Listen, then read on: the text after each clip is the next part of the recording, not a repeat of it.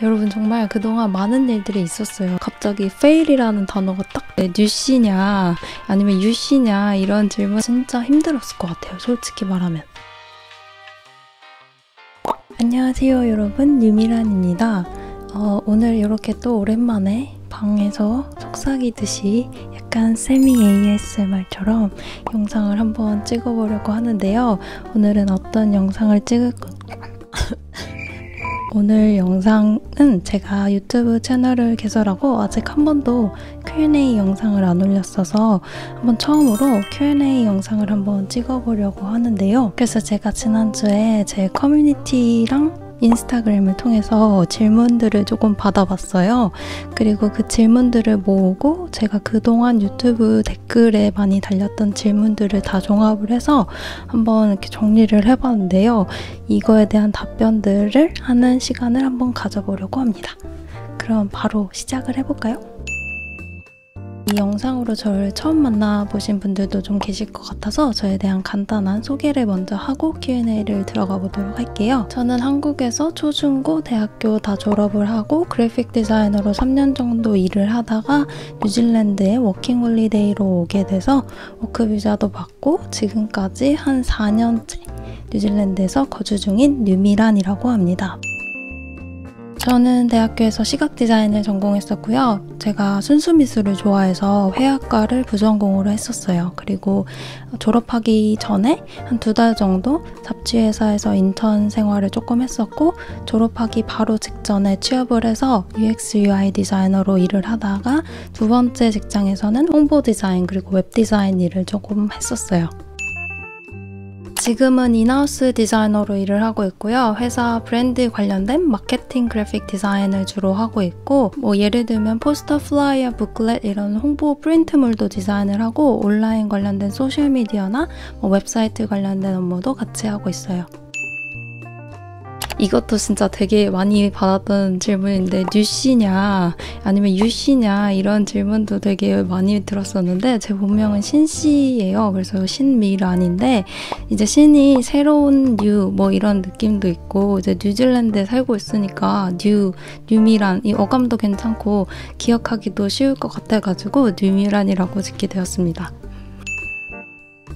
뉴질랜드 락다운 시작하고 나서는 이제 집거 생활을 들어갔는데요. 이제 주중에는 보통 재택근무하면서 지내고 있고 주말에는 풀매들이랑 놀기도 하고 아니면 영화 보기도 하고 유튜브 편집하기도 하고 하면서 바쁘게 보내고 있습니다.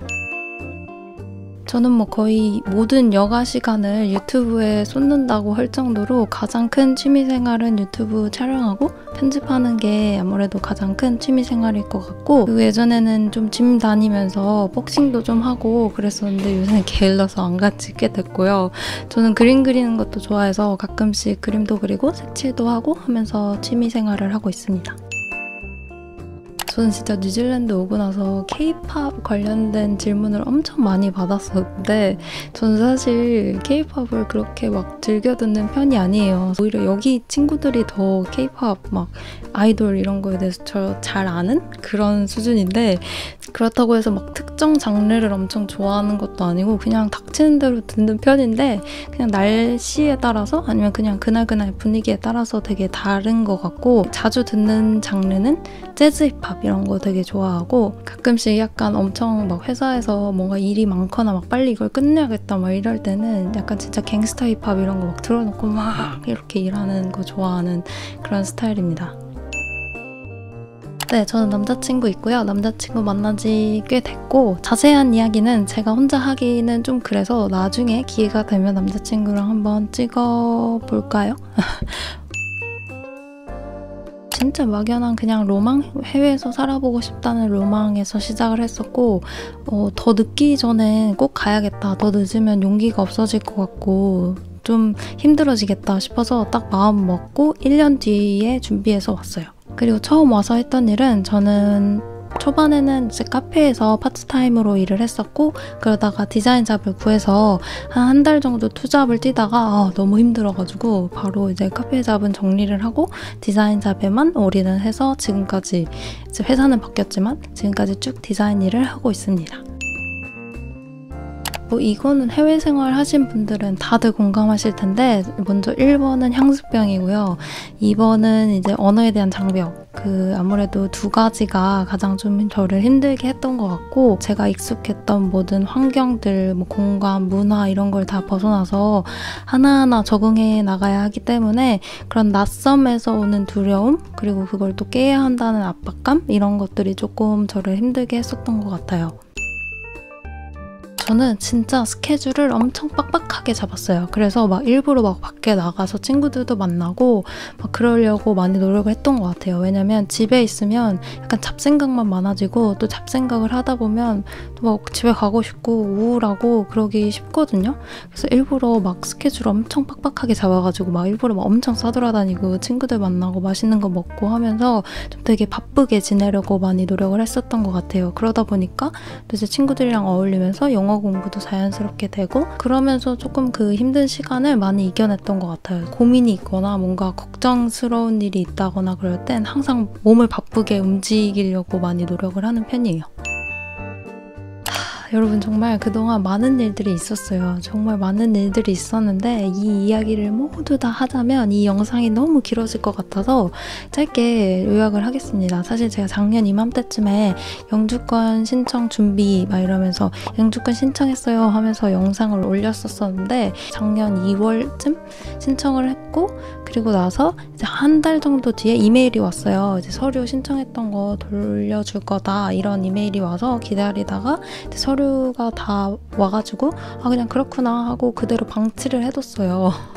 그리고 나서 한 몇 개월 있다가 어떻게 돼가지 궁금해서 이제 이민성 웹사이트에 가가지고 확인을 해봤죠. 이게 웬걸? 갑자기 fail이라는 단어가 딱 눈에 들어오는 거예요. 그래서 이게 뭐야 하면서 막 찾아봤죠. 그랬더니 이메일에는 사실 별말이 없었거든요. 그래서 다시 막 부랴부랴 집에 와가지고 그 서류 봉투 있잖아요. 반송받았던 거 그거를 오픈을 해봤어요.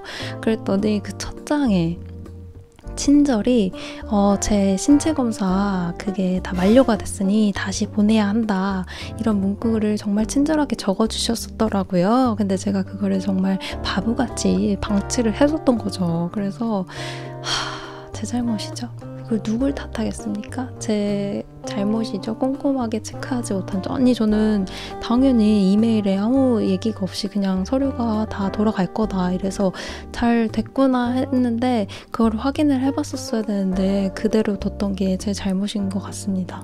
여러분 혹시 영주권 신청하고 그 이메일 받고 다시 서류 반송 받으신 분들은 꼭 한번 확인해 보시길 추천드릴게요. 그래서 이제 다시 신청 검사를 하려고 보니까 EOI 기간도 이미 만료가 돼가지고 EOI도 다시 신청하고 신청 검사 받고 서류 정리 다시 한 번 더 확인하고 두 번 더 확인하고 세 번 더 확인하고 해가지고 다시 신청해서 지금은 결과 기다리는 중이고요. 작년 7월에 신청을 해가지고 몇 개월 날렸죠.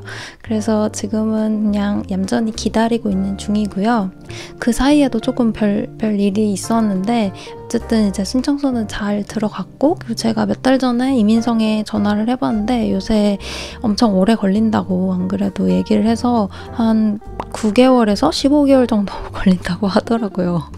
근데 제가 지금 할 수 있는 게 없으니까 어쨌든 영주권 결과 기다리고 계신 분들이 계시다면 저도 함께 열심히 기다리고 있다는 점 말씀드리고 싶고요. 근데 이 과정에서 제가 느낀 점이 하나가 있었어요. 사실 개인적으로 저한테 있어서 영주권은 물론 뉴질랜드가 좋아서 좀 더 머무르고 싶은 생각이 있기 때문에 영주권을 받는 것도 있지만 제 능력 안에서 뭔가 해볼 수 있는 게 뭐가 있을까 하다가 영주권 한번 신청해보는 것도 나쁘지 않겠다 이런 버킷리스트? 뭔가 해보고 싶은 도전해보고 싶은 그런 것 중에 하나여서 이제 영주권을 신청을 하게 되는 거였는데 제가 뭔가 영주권을 꼭 받아야 돼 이건 내 인생의 목표야 이랬다면 진짜 힘들었을 것 같아요. 솔직히 말하면. 왜냐면 그동안 저한테 DM이랑 이제 댓글 이렇게 많이들 여쭤봐 주셨어요. 영주권 관련해서.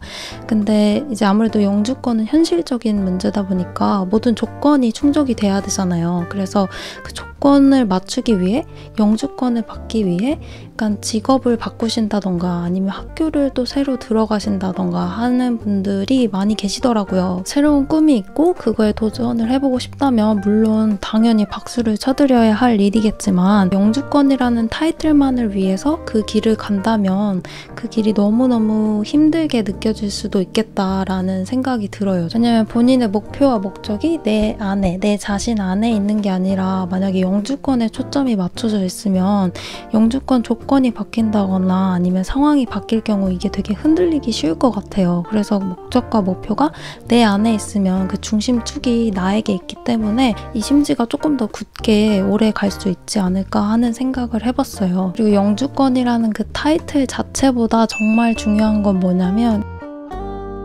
그리고 또 그 생각에 확신을 심어줬던 게 뉴질랜드 생활이었던 것 같아요. 왜냐면 개인적으로 생각을 했을 때 디자이너로서 뭐가 가장 중요할까 라고 생각을 했을 때 가장 먼저 떠오르는 거는 잡구할 때 잡구하기 얼마나 힘든가요? 아니면 뭐 연봉은 얼마나 되나요? 사실 저도 이게 가장 궁금했던 질문 중에 하나예요. 그래서 궁금할 수밖에 없죠. 오늘 영상도 재밌게 봐주셨다면 좋아요와 구독 잊지 말아주시고요. 저는 다음 영상에서 또 만나 뵙도록 할게요. 그럼 안녕. 굿나잇.